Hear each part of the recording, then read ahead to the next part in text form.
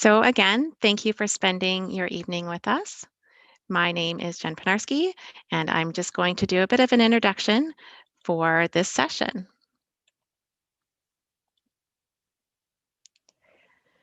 This session for public engagement will be live streamed and recorded, and video and microphones will be turned off. The chat feature is available for technical support questions.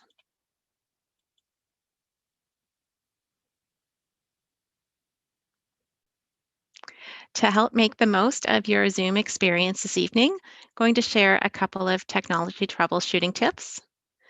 So you can, within Zoom, adjust your view options and pin a speaker and resize your viewing panels. On Get Involved Kingston, we also have a number of resources that put you in touch directly with Zoom. If you get disconnected from a webinar, you can call into the meeting at 1-647-558-0588 and use the webinar ID of 982-1485-4254. And if you're not able to connect by phone or by Zoom, you can also follow on the City of Kingston's YouTube channel.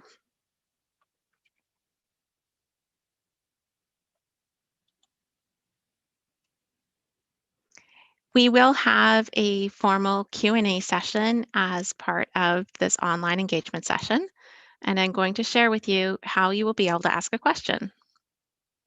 You can do it in writing by typing in Zoom's Q&A area.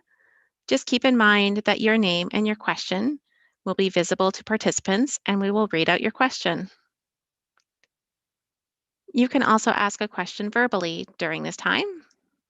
To do that online, you can click the raise hand function.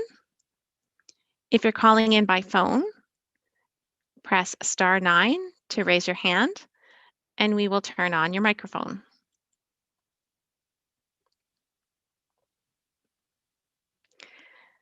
I see some familiar faces and names within our attendees panel. So if you have joined us before for a public engagement session, we use these same guidelines for participation when we're meeting online. So I'm going to give everyone a moment to read through these guidelines for participation. As you're going through them, and if you see any concerns or have any objections, please use the raise hand function so that we can address your concerns.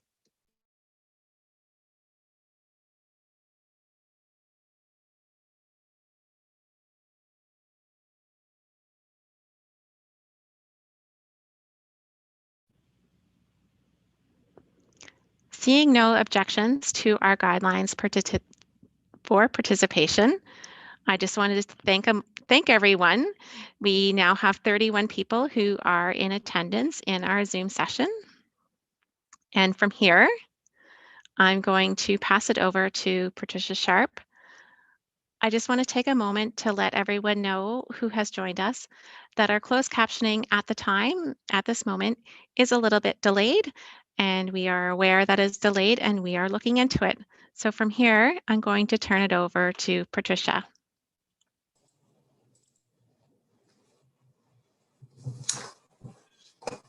Thank you, Jen. Good evening, everybody. I'd like to thank you for joining us tonight and for trying out this new format for public consultation. This evening, we will be presenting the plans for the proposed improvements to the playground at Oakridge Park. I'm Patricia Sharp, and I am the project manager for the project. I'm with Parks and Shoreline in Engineering Services at the city. And joining me tonight are Neil Unsworth. He's the manager of Parks and Shoreline Engineering Services. And we also have Danielle Dibbets. She's leading the team from Wentworth Landscapes. They are the landscape architecture firm that the city has hired to do the playground design. Danielle will be presenting the proposed plan to you, but I will first provide a bit of context for you. Next slide. So here we can see Oakridge Park on the map. It is the red square, just that's slightly left of center. The park is located on the east side of Sir John A. Macdonald Boulevard, and it's south of Johnson Street, located at the south end of where Oakridge Avenue and Gibson Avenue meet. That crescent shape that the road forms runs through the park and cuts the park into two sections, where the smaller D-shaped section is semicircular. Next slide. Here's an aerial view of the park, and on the lower right-hand corner, I've circled the existing playground in red, and you can see that the playground equipment there is found on two separate play surfaces. One of the goals of this project is to have all the playground equipment consolidated and located on a single pad of safety surfacing. The playground here is old and in disrepair, and it's currently located in the rear south corner of the park, making it inaccessible, and there's a perception that it's unsafe. Next slide. So another one of the objectives is to bring the playground further north for safety and accessibility reasons. So you can see there's two arrows here. They're pointing at the two possible proposed locations for the new playground. The construction budget for the playground is about $135,000, and construction is expected to occur during this coming summer and fall. I'm going to now hand it over to Danielle from Wentworth Landscapes, who will walk you through the proposed plans for the playground. And once she is done, we will answer any questions that you may have. There will also be a quick poll at the end of the session, so please stay with us long enough to participate in the poll. Danielle, next slide. Thank you, Patricia, for the introduction. And thank you, participants, for joining us this evening to review the proposed playground improvements for Oakridge Park. Tonight, we will present two proposed site layout concepts and playground options. Oakridge Park Site Layout Concept A, as shown here, features a more organic shape and feel with an accessible asphalt pathway that curves through the park from Oakridge Avenue to the sidewalk along Sir John A. Macdonald Boulevard. The proposed playground area is located closer to Oakridge Avenue on the south side of the asphalt pathway, with a single concrete bench pad located on the opposite side of the pathway from the playground area. The deciduous tree plantings along the pathway provide shade for the park and a buffer from the road. The proposed berm to the top of your screen will provide a buffer between the playground and Sir John A. Macdonald Boulevard. The existing playground equipment areas located in the southeast corner of the park, not shown on the plan here, but as Patricia highlighted earlier, will be restored to open lawn space. The proposed playground is to include a spinner toy or a spring toy, a playground, and a double bay swing set. I will outline the playground options after we review Site Layout Concept B. Site Layout Concept B, as shown here, features a more linear concept with two entry points from Oakridge Avenue. There is a short, accessible asphalt pathway on both the right and left of the playground, connecting the playground area to a possible future sidewalk along Oakridge Avenue. At the end of each pathway, there is a single concrete bench pad. The proposed playground area is located in the center of the Oakridge Avenue Road loop. The deciduous tree plantings along the bottom of the playground will provide shade for the park and a buffer from the road. The proposed berm along the north side of the playground area will provide a buffer between the playground and the neighboring residential properties. The existing playground equipment areas located in the southeast corner of the park will also be restored to open lawn space in this concept. The proposed playground area is to include the same equipment as the previous concept, including a spinner toy or spring toy, a double bay swing set, and a new playground structure. Both of the Oakridge Park site layout concepts include the same playground options. The playground options are option A. As seen here is a play equipment structure that includes a multi-level platform play experience. It includes motion play elements consisting of a double swoosh slide and a gyro twister, sensory play panels on both the ground and upper levels of the play structure, including a marble panel, a gear panel, a storefront, and a periscope panel. A transfer station is included for accessibility, and various climbing opportunities include a logo climber and a sunbeam climber. The photos on the slide provide you with the examples of these play components. Option B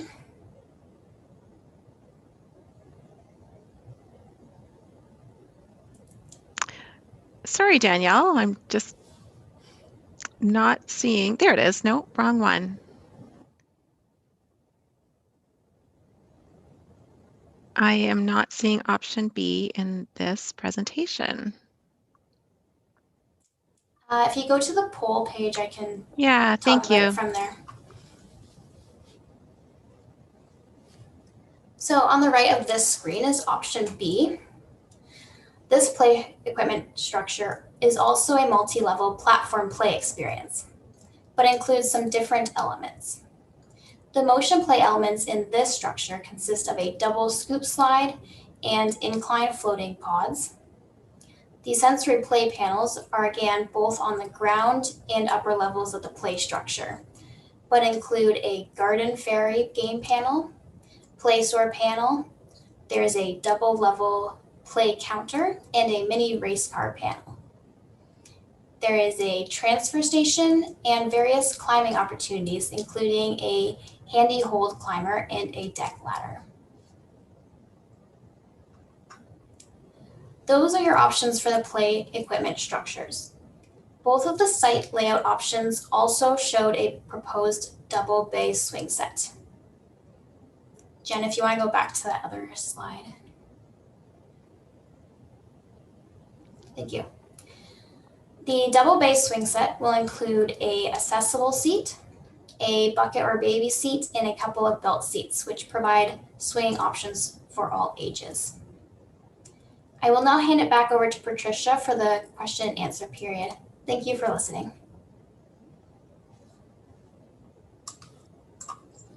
Okay, thanks, Danielle. Before we open it up to questions from those who currently are in attendance, I would like to address a few questions that we received in advance of tonight's session. The first question is asking about new street lighting at the bottom of Oakridge Avenue and at the bottom of Gibson Avenue, as it's apparently very dark and nothing can be seen when rounding those corners. Street lighting is not proposed as part of this project. However, we can take this suggestion back to our colleagues and make them aware of that issue so that they can consider it in the future. We've also received requests to, one, relocate the ball diamond, to install a basketball court, and to provide a skating rink. These amenities are not within the scope of this current project as it's specific to the playground improvements. However, they're all good suggestions that could be raised in the future when improvements to the overall park are being considered. Next slide. There was an inquiry as whether a dog park could be added, and a dog park is not part of the scope for the project. However, I would like to let you know that there was some interest from the community in the past for a dog park. However, the impact was deemed so significant and the plan was therefore not advanced. We received a question about having infill affordable housing on the D-shaped area just north of the crescent where Oakridge and Gibson join. There are no plans for housing here, but we can take that inquiry to the housing department for their information. We had questions about connectivity, such as to the corrections lands that are to the south and to the West Campus Stadium across the street. And these are items that we will share with our transportation department for their information. Also, in talking about connectivity, you will see that in site layout concept B, there is a new sidewalk shown. And we are taking in feedback on public interest in having a new sidewalk here. It's not currently part of the project, but we would like to know if there's interest in having it if the playground were to be installed in the location inside the D-shaped area. If the playground ends up being installed in the other location, as is shown in option A, we would not likely install the sidewalk alongside the U where Oakridge and Gibson meet. So those are the questions that I've received in advance. I just wanted to show one more thing. That next slide. I want to share this drawing that I received this evening, and I managed at a very late moment to convince Jen to add it to the presentation. This is a drawing by Vera Claire. It's of the play structure that she has designed for Oakridge Park. It shows slides, monkey bars, rope ladders, a shallow pit, and she even did a materials legend, so I commend her for that. It's really great that you supplied this, Vera Claire, and I want to thank you so much for sending it in. We really appreciate it. Do we have any further questions? Hi, Patricia. Yeah, we've got lots of questions. We have some that are coming in that are written through the Q&A, and then there's some people who would like to ask their questions verbally. So what I'm going to do is go back and forth between both written submissions and verbal submissions. There's a couple of questions that are in the same theme. So what I'm going to do is if there's similar questions, I'll get the project team to address these all at once so that more people can have the opportunity to offer feedback. So there's a couple of questions along the lines of asking about location changes. Comments from Narissa, Monica, and Tracy. They're asking, they don't understand why the location would be changed to Sir John A. And they're asking for rationale behind the decision. There's safety concerns, and then also just questions about the perception that the current location is unsafe. So I've packed a lot into that. Can I turn this over to the project team to be addressed? Sure. Now, I just read some of those questions as we were looking at it. So in terms of the deeming of it being unsafe, while it wasn't a mandate that the playground is unsafe, but there is sort of an idea that eyes on the street help with safety when playgrounds are located closer to the street. So that is one rationale for relocating it. And there are two options. One is in between Sir John A. and Oakridge, and the other is in between Oakridge and Gibson on the north side in the D-shaped area. So while safety is not a preliminary driving force, is not the driving force for the relocation, it is just one of the considerations of it. For accessibility, it is great to have it so that we can provide a nice path that comes off of the road so that the playground can be accessible, and getting a path all the way to that back corner, while possible, is maybe not quite as effective as it is when it's closer to the street.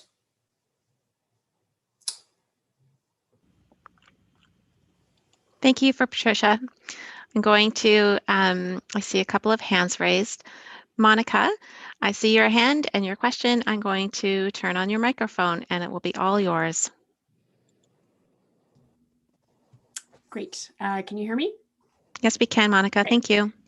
So 2 points. I just wanted to follow up a little bit, Patricia, on what you said here. I'm sorry, as a researcher, I'd love to hear some empirical support for the idea that eyes on the street helps with safety. I think, as you can tell from all the questions, that those of us who have children who play at the playground that we actually feel like it's much safer from a vehicular perspective to have it in that back corner, because the kids can run around quite far from you before you start to worry about them running into traffic. So I think you can see that we're all concerned about that, and we'd like to hear some evidence if that's really the issue. The other issue I'd bring up, and I didn't put this in the Q&A, is this is an incredibly windy park. I don't know if you spent much time there, but one of the reasons why that location is also better is that it's slightly sheltered because of the Correctional Staff College.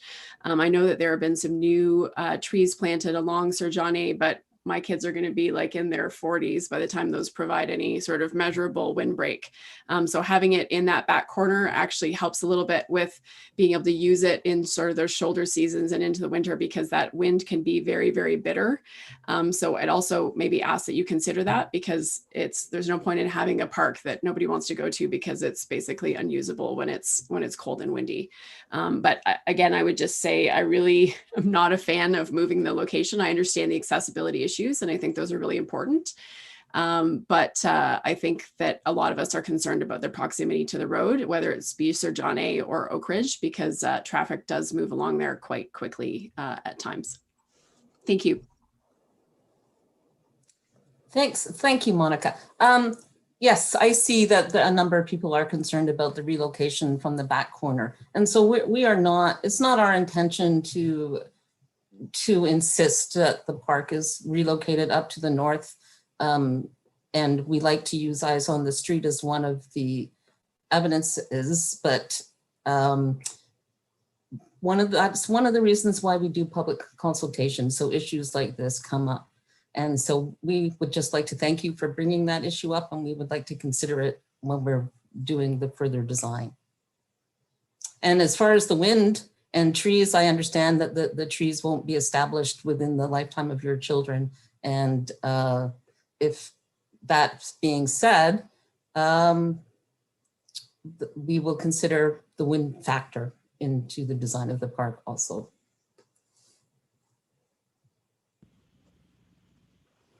Thank you, Monica and Patricia.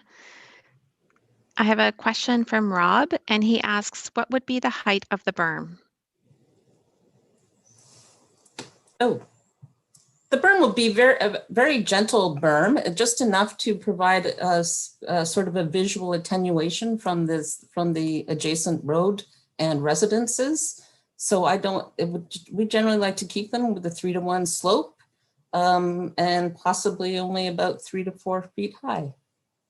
It will change and we also have to consider the amount of fill that we have available to construct it. Thanks, Patricia. AJ, I see that you have a couple of questions in the Q&A and that you also have your hand raised. So what I'm going to do is I'm going to read the question that you have typed in. There is a question regarding the perception of the unsafe current location, which I believe Patricia has already addressed. AJ has a second question. Can you explain how you evaluated accessibility and for whom? Yes, for accessibility, the City of Kingston actually has design standards, and we work in conjunction with the Municipal Accessibility Advisory Committee. And we've come up with those standards collectively. So things that are included in the standards are having a flush surface. So when there's no change in elevation, for instance, from the road to the adjacent sidewalk. When it comes to seating, the bench needs to be of a certain height and have a center arm so that to assist with transfer of someone from a wheelchair. There's also a raised curb behind a blank spot next to the bench that is at least 1 meter wide to accommodate a wheelchair next to a bench.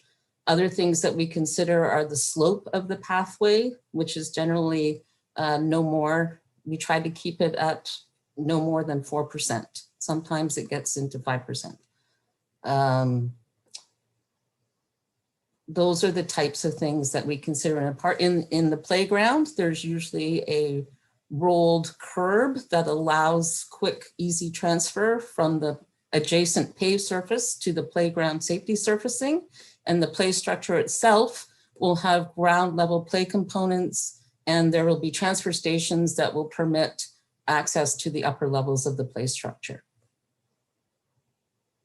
I think I've covered most things that we consider at this point. Thank you. Thanks, Patricia. John, I see that your hand is raised, so I am going to turn on your microphone and then it's all yours.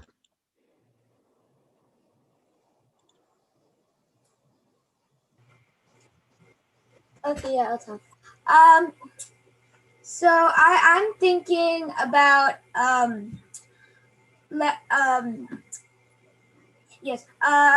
about the about adding the soccer ball court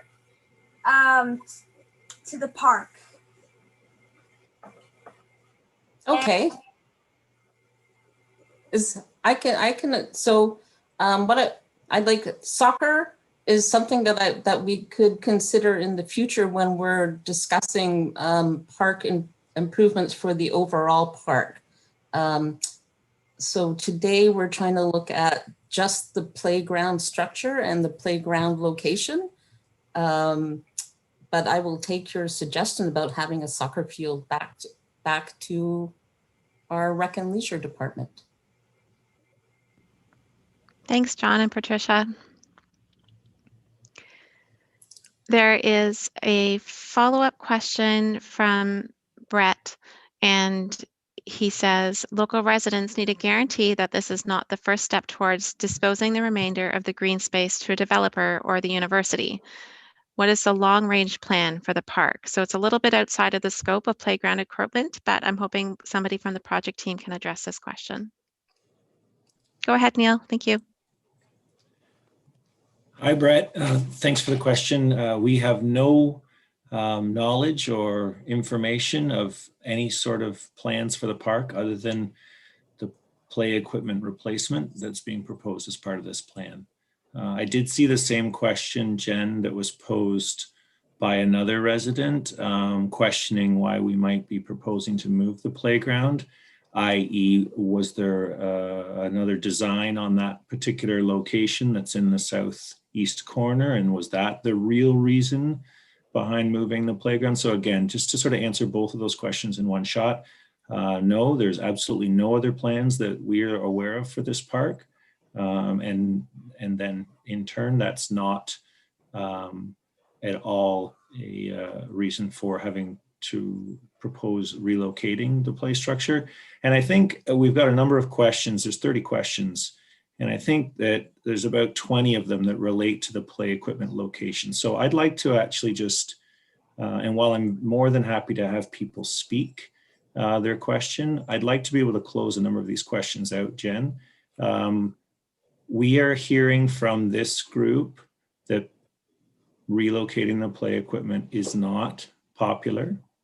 I'm not interested in debating the actual merits of the relocation. One of the cornerstones of good public park design is to put your play equipment in a place where it can be easily seen from the public street, where it can easily be accessed so that the pathway is not long for people who have mobility issues. And those are longstanding design standards for public parks that you see in most good quality public parks. But that's when you're starting from scratch. That being said, this particular site has a playground that people seem to enjoy the current location. So we're going to take in all the feedback. Every one of these questions is part of our feedback for considering the project. Same thing with our Get Involved platform, which is sort of the online version of the same feedback session.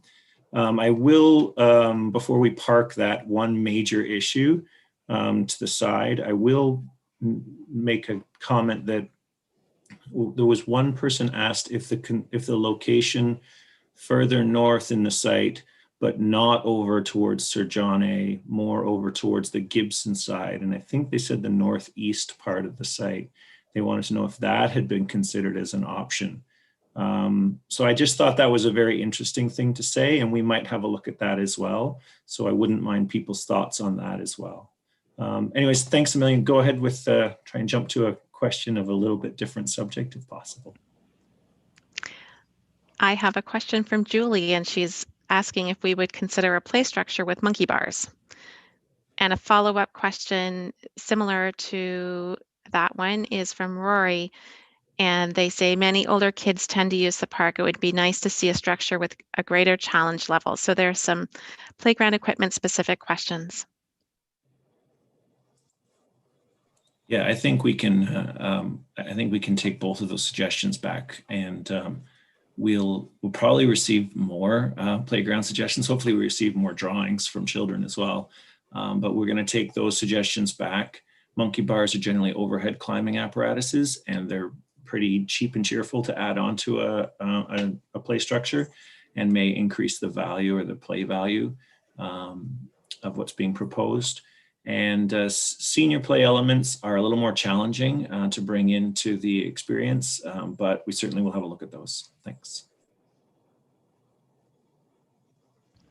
So I see Dr. Redman, Narissa, and AJ. So Dr. Redman, I'm going to turn on your microphone. I hope you have a question that is specific to playground equipment.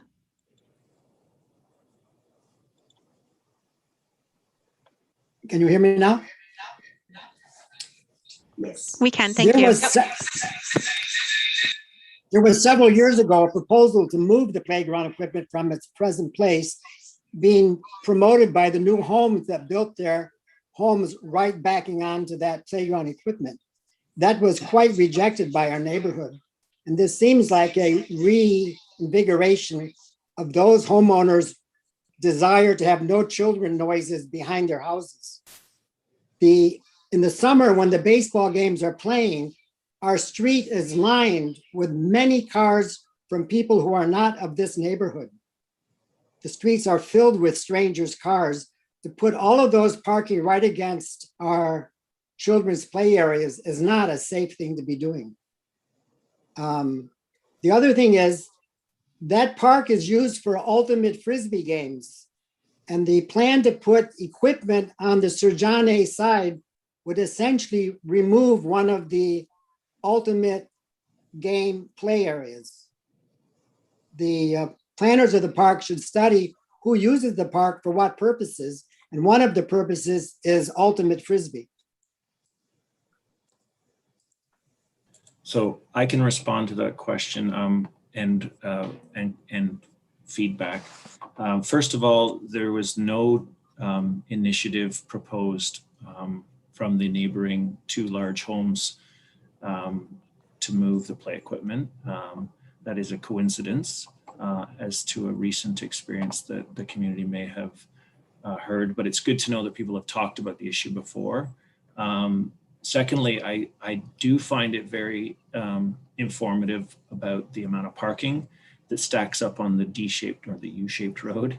So thank you for providing that information to us. That is actually helpful.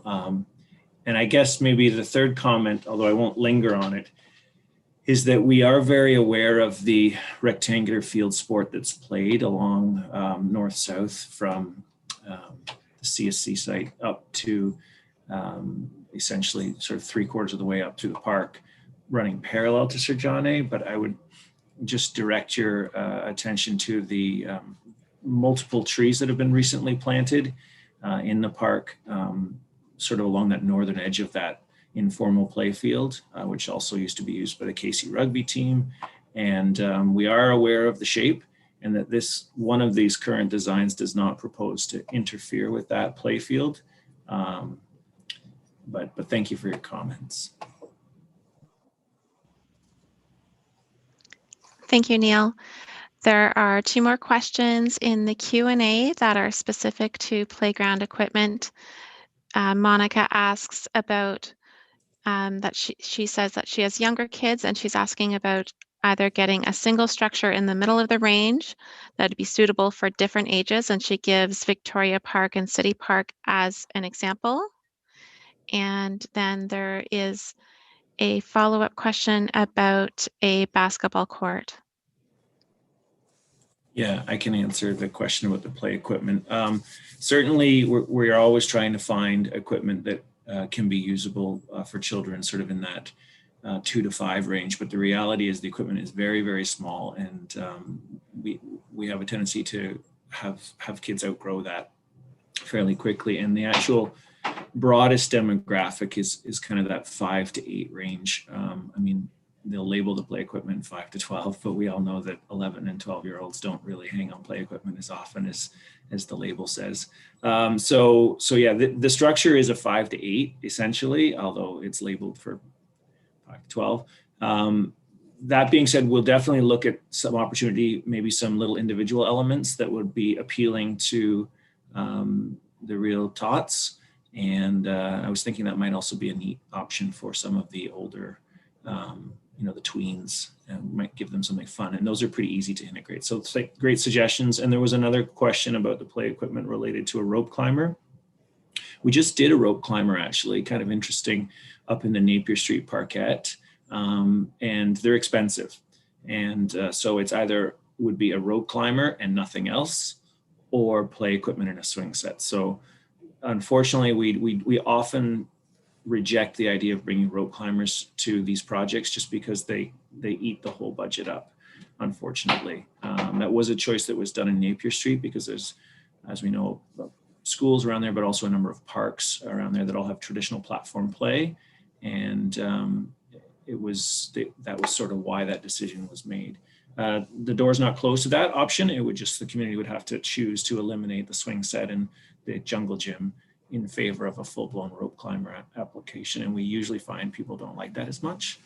So I think I've still killed a couple of questions there, Jen, in one shot. Thanks, Neil. I'm going to go over to Narissa, who's been very patient. I see your hand up, and you've also dropped a couple of questions into the Q&A. And it looks like maybe you've lowered your hand. Narissa, yep, there you are. Thank you. There you go. You're unmuted. Hi, sorry, I had lowered my hand in anticipation that my turn was coming. So thank you. And I know that you mentioned already that you are aware that people seem to think that moving the playground is unpopular. And yet there's many people who were not able to come to the meeting, who a lot of us have talked already. And yes, that is a very unpopular decision. But I do have a question about the actual play equipment. I have 2 of my children who play at the playground every single day.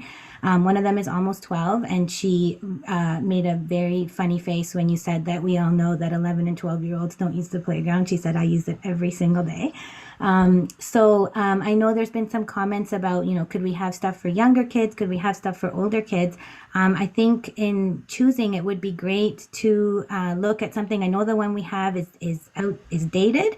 But we have the younger kids and the older kids currently using it. So if you could look into options that would not change the age range that currently uses the structure.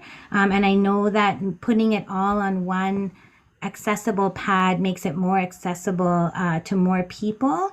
But we also, it's hard to know the scale, but one of the other comments from my children was that the whole thing looks very small. And the like putting those bouncy things in, that's really great for the little kids, but I think there needs to be an equivalent for the older kids. So the monkey bars, my children also made a big frown when you mentioned the possibility of having the rope climber instead of the swings. They said, you can't get rid of the swings. So I think, location, an issue. And I think it would be great to see a few more options of the actual play structure, because I think there are also some issues there, not really thinking about who's currently already using the playground that might get pushed out by some of that new equipment that's being proposed.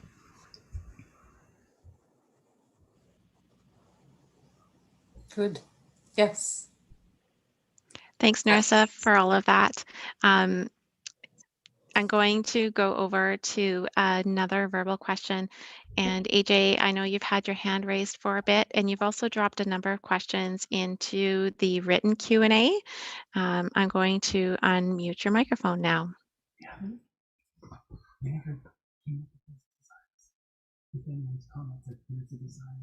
I unmuted now? Yes, you are. Go ahead. Thanks, Jen. And thanks to Neil for showing up. Very thoughtful comments from you. And I really wish, you had coached your fellow presenters not to loosely use the terms such as eyes on the street and other stuff when you know that there are 3 planning professors who live on the street and several Queens professors who are very familiar with the terms. A blunt question, has the decision been made to move the park to one of these 2 locations, or is that flexible? That's one. The second, did the parks team ever consider, given that there are several senior citizens on the street and a few more along the way, including I, to include some facilities for active living for seniors? Thanks, that's it.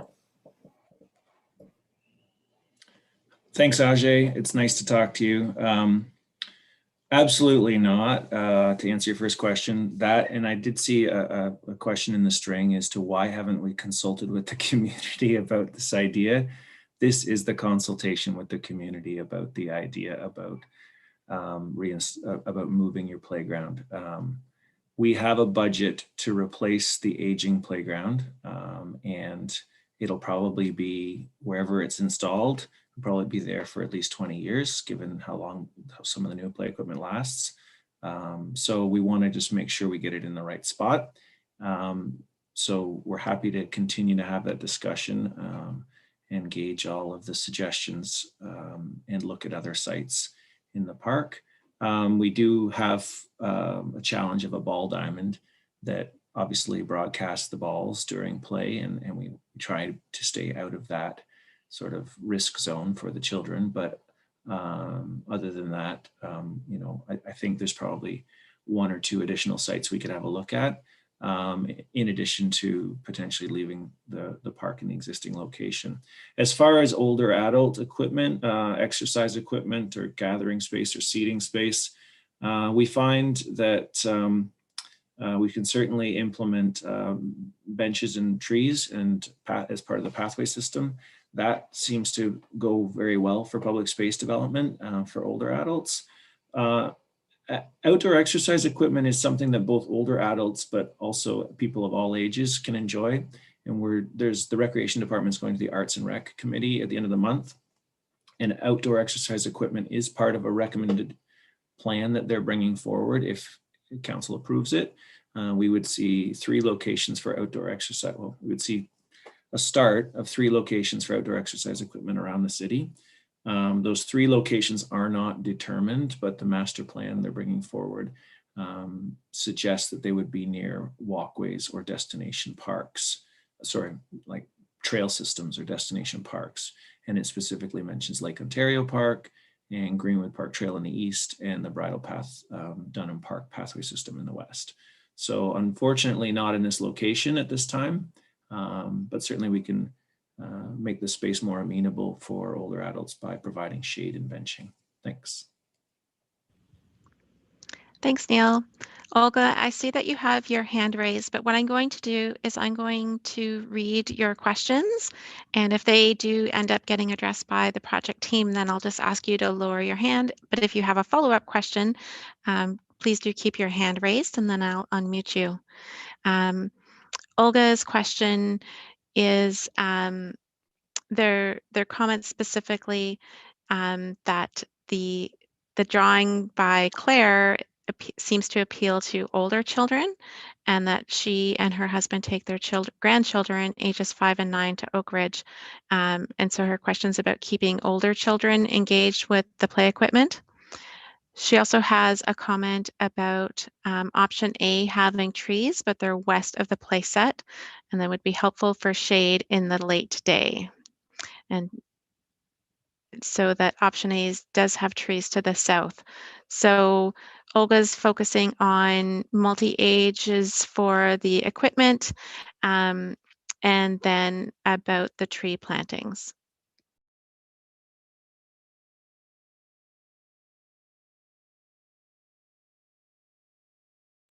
I can address that. I just had to unmute myself fast enough. So I think that Neil indicated that we would be taking in the feedback for the age ranges for the play equipment, and that we would be looking at keeping equipment that was comparable for play value for the age ranges that the play equipment already addresses, perhaps adding some structures and monkey bars for younger children, and reviewing equipment that can be suitable for older kids, such as 11, 12-year-olds, as in Vera's drawing, which she just sent for her own desires. For the trees, yes, we can certainly look at adding trees on in other locations to protect from the afternoon sun. And we will review the tree locations in the upcoming final design. Thank you. Thanks, Patricia. Olga, I hope that answers your question. There is a written question from, sorry.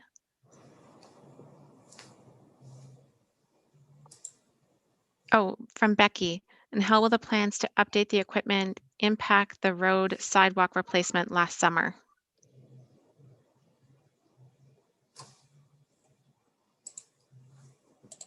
Sorry, can you repeat the question? Sure. The question's from Becky. How will the plans to update the equipment impact the road sidewalk replacement last summer? I don't think would be any impact to any previous infrastructure work that's been done. You would see construction occur in the summer or the fall, or summer and the fall of this year, provided we can all agree on what we want to build.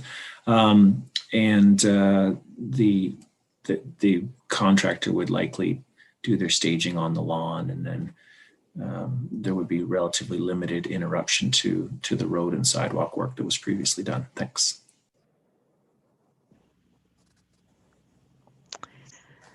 I'm going to go over, Brett has his hand up. Brett, I'm going to unmute you. Take it away, Brett. It's all yours.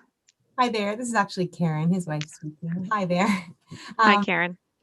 Thank you for updating our park. We're really excited about this idea, and I would agree, our family feels passionately that it should stay where it is as a safer option. And just to add to that, I teach kids with autism, and both of those parks right near the road would be less accessible in the kids that I work with in terms of proximity to cars and kids that are unpredictable. So in terms of safety in that regard, that's just another point to add.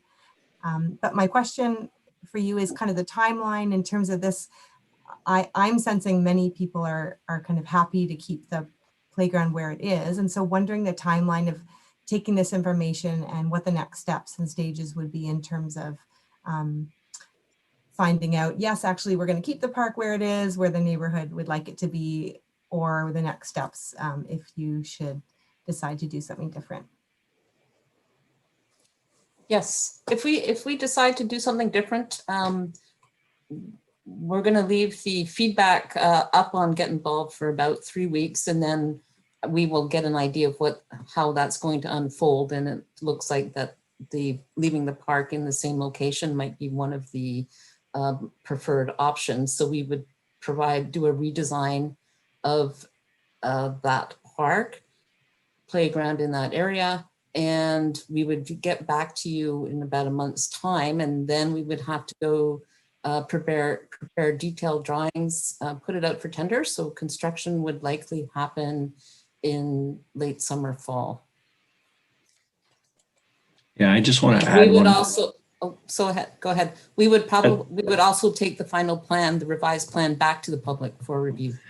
Yeah, so just to confirm, we take a stakeholder contact information list out of this consultation and the ones that are the online platform for Get Involved, and then we report back to all of you, and we say what we heard, and we then propose back our final solution for the play equipment project.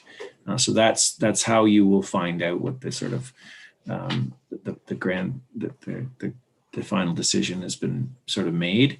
But I will say that having consulted with the community in particular, even in this particular part of town, we get a tremendous amount of different feedback sometimes outside of public meetings. So I'm a little hesitant to try and make a decision on the fly right now.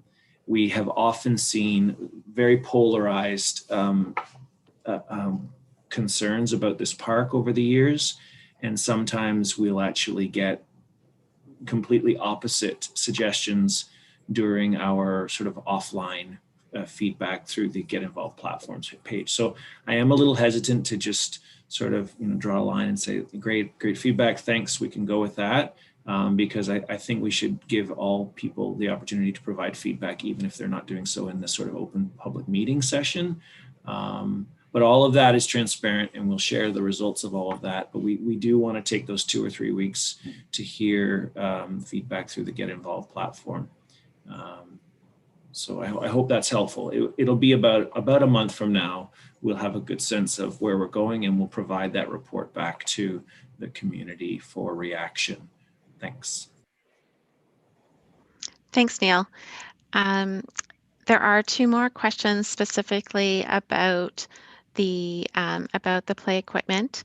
And then I think if it's okay, maybe we can go on to the polls about the different configurations and about the equipment.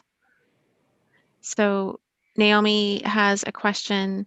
Can you share more about the proposed safety surfacing? Yes. The safety surfacing is an engineered wood chip surfacing. It's a surfacing that we are currently using in our playgrounds as we go through and renovate them. It is held up to Canadian CSA standards and tested prior to opening the playground. It's tested for its reverberancy, I believe it's called. And it's a very nice surfacing. It's much like the wood chip mulch, only because it's engineered for safety, it's a little bit different. And there is a question from Maxwell. What is the target play and seating capacities for each option, and how were these targets decided? I can probably field that question, Jen. So I think I'm understanding when I see seating capacity, I think I'm understanding how many benches will we put around the playground. Sort of correct me if I'm wrong in the chat or on the Q&A, but typically we would do for a neighborhood playground of this scale, we would typically do about 2 benches. Sometimes they're together, sometimes they're apart. And that's just based on the typical amount of usage for a neighborhood park of this scale and the playground of this scale. More for a community park like City Park or Victoria Park, and less for a tiny parkette like you might find in that has a smaller application. And then as far as the actual play equipment user capacity, again, it's not really like a building where there's a specific capacity, but I think that the scale of the proposed structure has a similar play value and capacity to the existing structure. The existing structures in general are quite large around the city, and there aren't adequate budgets to replace them like for like. So what we try and do is get enough play value so that they play the same. They're not, the proposed structure is not dramatically smaller by any means, but if you were to measure inch per inch, you might find that it's smaller. However, the actual play experience, the theory is that we can serve the same number of kids and they can have the same number of experiences if you were to measure each of the sort of elements. But we're going to continue to work on the design to make sure that we get that right, and we'll get into some greater study, I think, of play equipment. We just need to know which of the 2 styles of play equipment between that were offered that the community prefers, and then we can kind of build on that. Thanks. And then we'll do one last verbal question. And Monica, I see that you put your hand down. If you would like us to unmute your microphone, just put your hand up. There you are. Go ahead, Monica. Hi there. I just wanted to say I was excited about the possibility of a sidewalk because currently we are forced onto the road when we're turning at that corner, which has always felt unsafe. So that's kind of separate from determining the location. So just wanted to mention that. The other piece I wanted to ask was if we were to keep it in that location that it currently is in, how would it be made physically accessible with regards to like a wheelchair? Would there be a long path that would be created from the road all the way to the play structure? I'm very happy to answer that question because that will be a challenge for us. We're not sure whether we're going to have the budget to be able to keep the playground in the existing location and provide an accessible route to it. We are allowed under our accessibility guidelines to replace play equipment without providing access to the play equipment, although it seems a little counterintuitive. We do play equipment replacements regularly.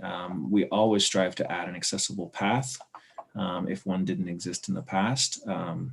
But if the scope of equipment, if the scope is just replacing play equipment, we can conceivably do that without adding a path. So it'll be a budget decision. I am interested in the idea of positioning the play equipment potentially in the northeast corner. If the community is absolutely against that, then we're not going to fight the community. It's your playground, but that would allow us to create an accessible path. I think that's Gibson Street or Avenue, off of one of those sidewalks much more easily, much more affordably. So it is a tough question, and we don't know the answer right now. It's not the only reason that we proposed to bring the play equipment up closer to Oakridge and Gibson, but it is definitely was part of our consideration. It's not just the distance, but it's the cost to create that path.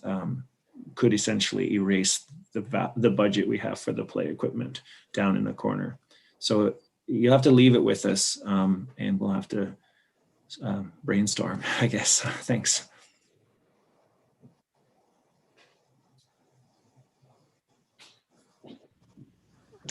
Thanks, Neil. And is the project team okay if I move along to the polls? I had a couple of other quick questions. I see a couple of really familiar names. Like Don Mitchell is asking us, no stranger to accessibility issues. Don Mitchell's asking us, why has there not been a meaningful update to this park? Would there be perhaps an opportunity to do a park master plan? And I think that part of the reason he may be asking that is because we're having questions like this. Should the ball diamond be moved? Should the play equipment be moved? Should there be a tennis court or a pickleball court or a basketball court? So the answer to that is no. Unfortunately, there is not a long-range plan to do a master plan for Oakridge Park currently on the table. So when we do play equipment replacement, we try to use our best knowledge and our best practices that we do in all our parks, and then we talk to the community about the thoughts on it. The Arts and Rec master plan, the Parks and Rec master plan that's going to the Arts and Rec committee at the end of the month does recommend some park-wide improvements and master plans in 2 parks across the city. We have 226 parks. And only 2 in the next 10 years are proposed to get master plans. Oakridge is not one of them, unfortunately. So we always kind of have to just sort of think strategically what will fit and try and make our best choices based on the knowledge of the community. So I just wanted to thank Don for his thought on that, and I do think it's a very worthwhile comment. Then it also leads us to talking about the idea of pickleball and basketball, which I saw 2 comments in there. So it said, could those be considered in the future? Of course, anything can be considered in the future. I just want to be honest that the Parks and Rec Master Plan does not recommend putting a new basketball court in this location or a new pickleball court in this location in the next sort of 10 to 15 years. It specifically has a certain amount of pickleball and basketball courts to be built in the city, and those suggested locations are sort of ingrained into that master plan. But Oakridge is not one of the candidate sites that is recommended for consideration. So I'm trying to be as honest as I can, but the opportunity for all of these sort of conversational items, with the exception of the play equipment, which we're talking about now, these sort of larger, broader park improvement discussions were probably best to have been had through the Parks and Rec Master Plan consultation, which has been occurring for the last 18 months. So I hope that provides some context to some of those sort of outlying questions.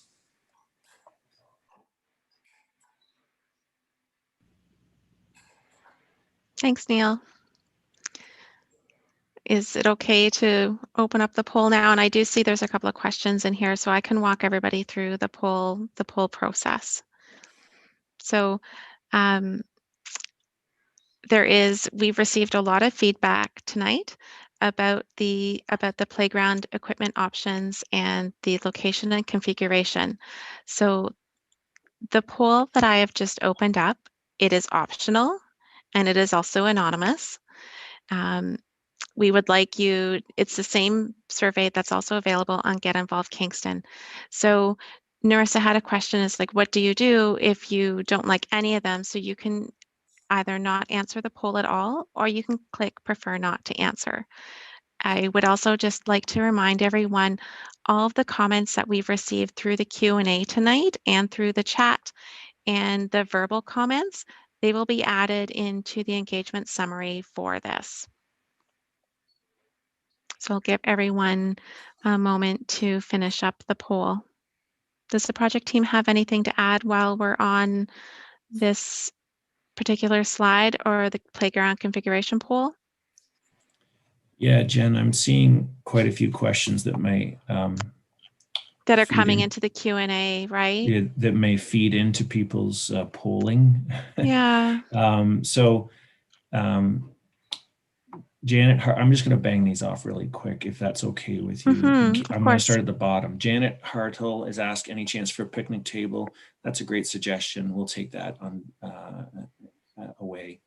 Don Davies is asking about adult exercise equipment. I've already responded to that, in that the Parks and Rec Master Plan is recommending adult exercise equipment in other parts of the city over the next 10 to 15 years, and not Oakridge Park. Deanna Davis is asking about stakeholder engagement, lights and safety, traffic curve. We have addressed that one in an earlier question, and we're going to forward it to the relevant departments for their consideration. It's outside of the scope. Narissa is saying, how do we vote if we do not like either site layout concept? So Narissa spoke about, had the two children who played in the play equipment that pulled their faces when I said that 12-year-olds don't like play equipment. I certainly did not say that or mean it that way. But please just say prefer not to answer. And when we do the online engagement with the Get Involved platform, we'll be able to take in your verbal feedback in a narrative, so you can type out but we have heard loud and clear. Melanie Walker is asking how much we have to move the play equipment to add an accessible path. We don't know the answer to that. You're going to have to just give us a little bit of time to take in the feedback over the next 2 or 3 weeks from the community, the balance of the community, and let us put pen to paper. Mr. Rob Laird is suggesting, can we keep the existing play structure, replace the existing play structure, keep the swings, and add a paved path for accessibility and not move the location? Again, we're going to have to take that into consideration. I don't think that would make the difference. The straight play structure itself is the most expensive piece, other than the path. And then with regards to Tracy's asking us why we haven't funded for structure, equipment, and pathway.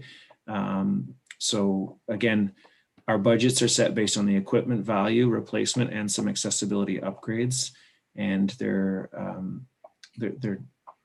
done at sort of a high level target. And the reality is there's only so much budget for play equipment replacement. And in some cases, we can't afford to do a gold-plated version. And so sometimes we have to make choices. Do we put in smaller play equipment in order to provide other amenities, or do we provide a change of location to maybe make those other amenities easier to afford? So I think you just have to let us take all of this information away and then be able to sort of amalgamate our responses back to you, and when we report back in about a month. Thanks, Jen. Yeah. Thanks, Neil.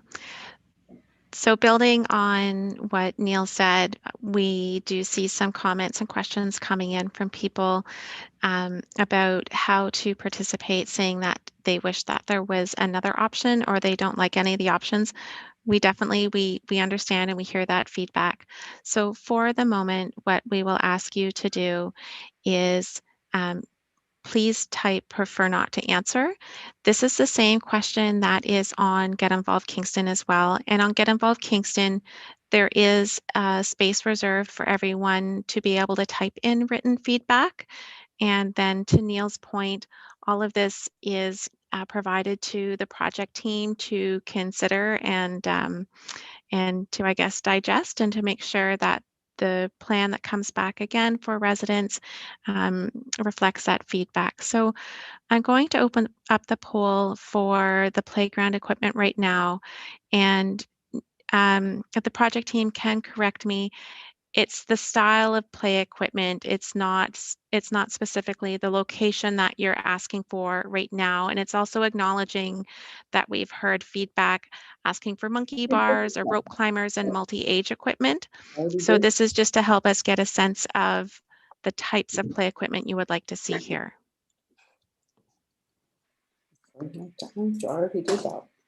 And again, this poll is anonymous and it is optional.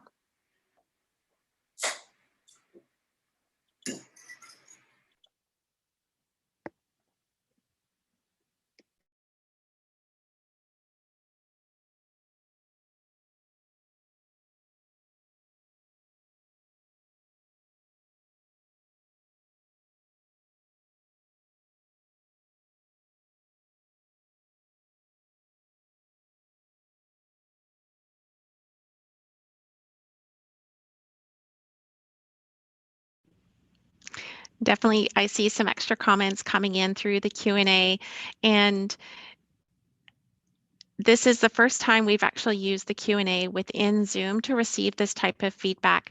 And if you've engaged with us online before, you will note that the online engagement platform on Get Involved Kingston is a little bit more robust than Zoom.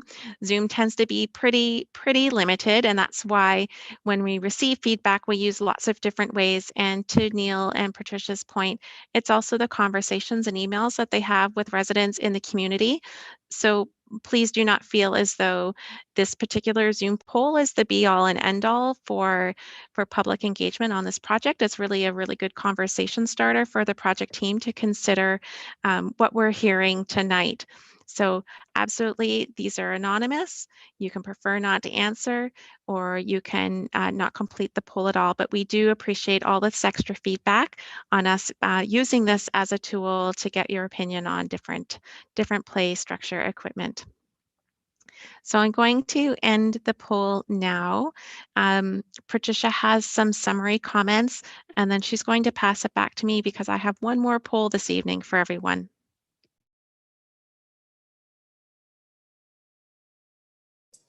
No, I was muted. Thanks, Jen. Actually, my summary is just to follow up in that we will be providing feedback on the feedback that we have received. It will be in about 4 weeks' time. And we have been compiling a stakeholder list based on the emails and on the people who have signed up for tonight's session. And so we will be sending the feedback back to those emails at that time. So I would like to thank everybody for participating. It was very informative, and we had some surprising feedback that we didn't anticipate. So we will provide a project update when we have a revised design. We will also provide you about when we were actually going to do the construction schedule. So thanks again for participating, and have a good night. Thanks, Patricia. So we did have an extra question come in from Narissa, and she was asking whether or not we would share the results from the live poll this evening. So that's what I'm going to do now before I launch our third and final poll. Just keeping in mind that we had approximately 40 people participating tonight. So the poll results at this time, only 27 people participated. Like I said, it was optional, and you could prefer not to answer as one of your answers. And we've also heard that that you wish that you had an extra option of, I guess, not making any changes at all.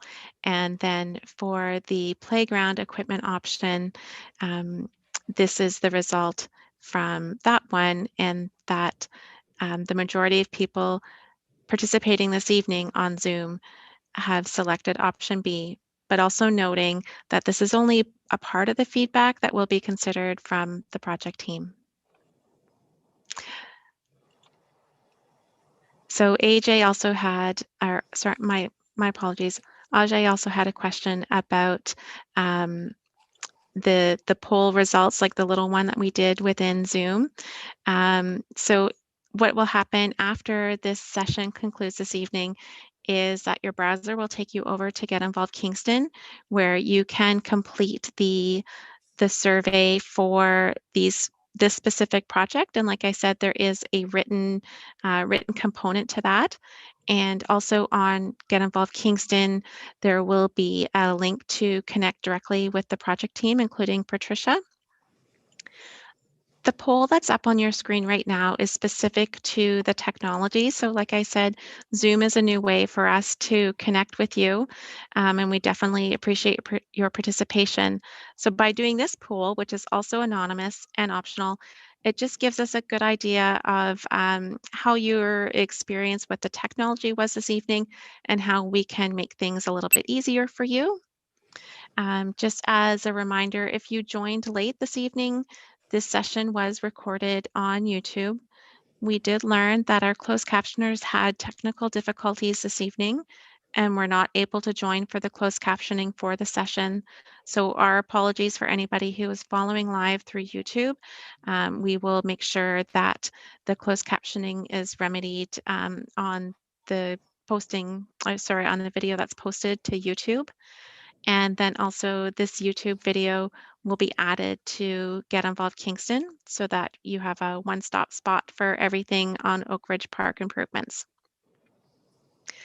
I'll give everyone another 30 seconds or so to complete our evaluation poll. Remember, this one is specifically to the technology that you experienced this evening.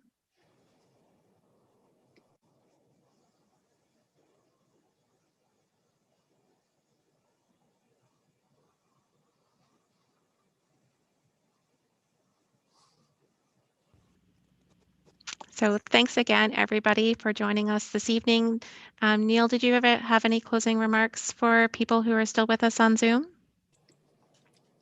No, I thought it felt like an in-person public meeting. So thanks for everyone coming and teaching us about your park. I thought it was really helpful, and we'll take your suggestions seriously, and we'll try and draw a solution that responds to both your feedback and the feedback we will get through the Get Involved platform that'll occur over the next couple of weeks. And thanks for your time, your personal time to help us. Thank you again, everyone, for joining us on behalf of the City of Kingston. So when we end the session, you'll be taken over to Get Involved Kingston for your opportunity to provide more feedback on the proposed improvements to Oakridge Park. Thank you again for joining us. Have a good evening.